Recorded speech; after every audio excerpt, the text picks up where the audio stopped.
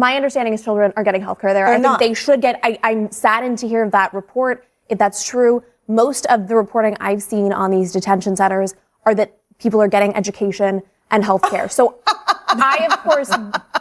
Well, look, I mean, I think both things can be true. Leigh McGowan, better known as Politics Girl, appeared as a guest on Abby Phillips' show, where she took apart the arguments from two confident MAGA supporters on the panel, Lydia Moynihan and Kevin O'Leary, also known as Mr. Wonderful. She didn't hold back at any point and even laughed right in front of them while challenging the claims they were making. From start to finish, she delivered a strong performance and stayed confident throughout the debate. We're going to watch a few clips from Leigh McGowan's appearance on Abby Phillips' show with Kevin O'Leary and the rest of the panel, and after that, I'll give you my own take on everything that happened. So with that said, let's jump right into it. I don't know that people really realize what kinds of numbers we are talking about here. We're talking about human beings being detained in these facilities, and it's been so interesting. You know, Social Circle, Georgia, this is one of the latest ones. The entire center is expected to hold 10,000 detainees. That is more than twice the entire population of the town. In Mississippi, Roger Wicker voiced concerns. He's a Republican. He's saying that 8,500 detainees of a town of 1,300 would strain local infrastructure. Hutchinson, Texas, 10,000 people. The city's population is 6,000. First of all, I think my main question is, why are we trying to house, detain, lock up, whatever you want to call it, tens of thousands of people at one time? Yeah. Indefinitely, it seems. Why do we need facilities with 10,000 beds if the point is to deport people? That's an interesting question. Unless they're not planning to deport people. That is because they get due process. It takes a little bit of time. But unless they're not planning to deport people, do you think they're getting due process? They're supposed to. And the courts are pushing back hard on that. Yeah, the courts have said, in fact, that in at least 4,421 cases, more than 400 federal judges say that ICE is holding people illegally.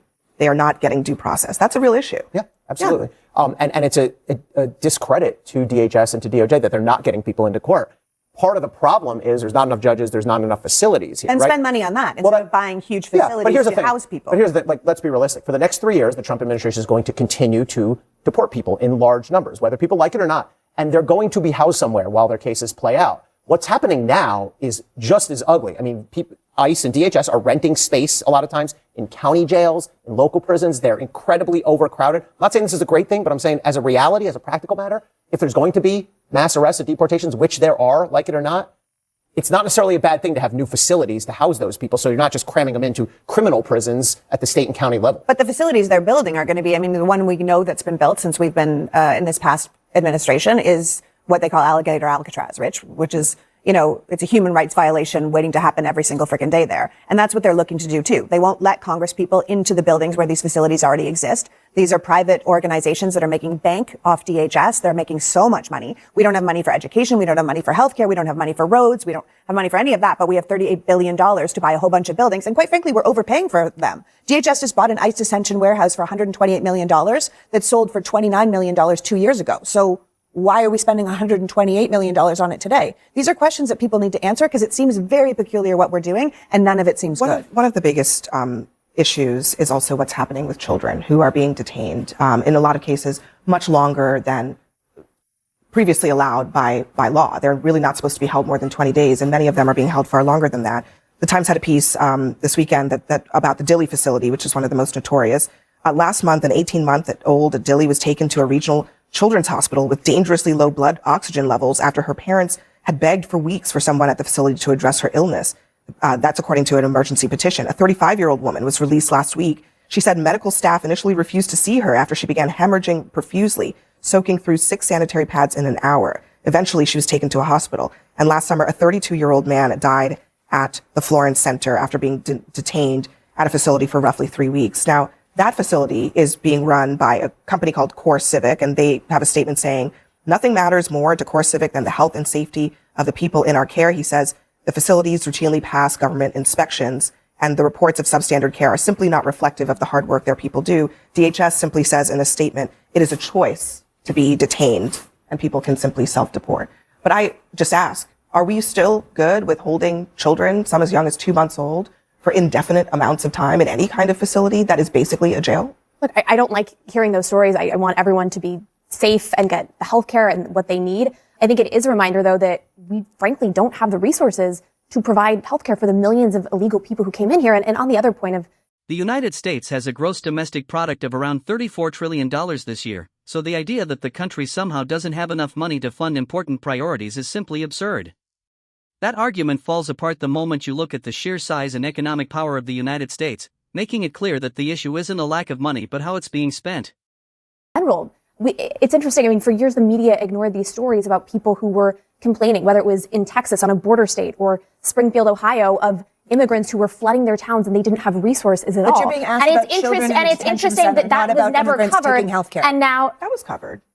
It was covered. It was ridiculed. People who. It was definitely covered. People who were trying to erect the border wall. The question is, should we be keeping children in detention facilities without the proper health care? I would like, my understanding is children are getting health care there. I think they should get, I'm saddened to hear that report. If that's true, most of the reporting I've seen on these detention centers are that people are getting education and health care. So I, of course. Well, look, I mean. Leigh McGowan highlights what may be the best way to respond to the constant misinformation, misleading claims, political spin, and twisted arguments coming from MAGA voices like Leigh McGowan, laugh right in their faces. She suggests that many of their talking points are so unbelievable they almost collapse under their own weight.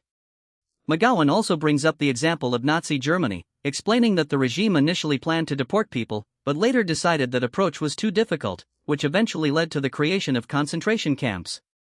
She says that history should make people stop and think carefully about what they are seeing today. McGowan also argues that, as with many other issues in the United States, especially during the Trump administration, someone is making money from the entire system. The more undocumented immigrants there are, the more people can be detained and held in facilities, and the longer they stay there, the more money is made. According to McGowan, that is exactly how the system is built to operate, particularly in Trump's America. I would blame these parents for putting their children in this position. Hold on. Look, there are at least some cases. There's one case where a family had, during the Biden administration, had come through the CBP-1 app. They had been inspected. They had gone through the application. They were told they could come into the country, and now they are being detained with their young child in a detention facility. Now, you can disagree with the actions of the Biden administration, but what is the point of punishing children for their parents doing something that was the illegal process at the time and putting them in, again, regardless of how many nurses they have or books they have in these facilities, these are jails. Abby, when you're dealing with millions of people, there's always going to be horrific stories like this. That's not going to stop. I think a bigger issue is there a middle ground in here? Listen to this. I mean, I talked to a farmer from Iowa last week while I was in Florida, and he told me that if we threw out all of the people that work on his farms, we wouldn't eat anymore. And so what he's asking for is, say, wait a second, if this person came into the country, is supporting a family, never broke a law, is there some kind of middle ground to help him get his papers as a citizen, perhaps, while he works and feeds America? That was his question. I said, it's a good question, but Trump promised mass deportation. Remember, if you broke a law, if you actually are found in, I don't know, ICE or some other law enforcement entity, and you clearly came here illegally and you broke a law, I'm sorry, you're gone. You may have to stop in one of these facilities, but Trump campaigned on this mandate, and the general public agreed when he came in that he would enforce these rules against illegal immigrants. But if the ones that did this came in illegally and broke the law, they have to be treated differently. But which one are you, though? Is it the man who has the farmers that have a way, or is it the people that are coming in illegally and are committing crimes? Because those are two different people that you were just talking about. That's what I just said. So you should process the ones that have clearly off. Kevin O'Leary comes across as completely out of touch here, and Leigh McGowan wastes no time calling him out. She basically tells him, you're making two completely different arguments, and they don't even match. She's pointing out that he's contradicting himself, which has become a pattern throughout the discussion. Time after time, Kevin O'Leary makes claims that simply don't fit together, making his overall argument even harder to defend. Immigration reform. Yes. I just want to stop pretending like we just treat everybody so well, in our prison system, including, those who are American citizens. There's a documentary right now, about the Alabama inmates I'm sure you've seen on how they're being treated, within our facilities. Let's stop acting like there's not something called the American private. Citizens Yes, American that citizens. Break the law and go to prison? No, everybody doesn't always break the law and go to prison. See, that's where you've been so focused on the Dow and haven't been focused on what's actually happening. I'm focused on breaking the law. No. You shouldn't break the law if you want to stay on prison. I'm focused on something called due process and focused on people who get incarcerated before they're actually found guilty. Something called where people can't afford okay bail. If somebody murders no, somebody I didn't say that. I didn't say nothing prison. about no murder. Here you go again, picking up. Well, I'll give you a real time. No, I didn't let me just let Teslin finish. I said that I'm almost out of time. Everybody don't break the law and just go to prison. It doesn't work that way. It may work that way. It may work that way. Yeah, they absolutely do. They get a trial first. Breaking news. No, they don't. See, that's where you're getting confused. We're not in America anymore. That's right. Now you finally got a round of applause.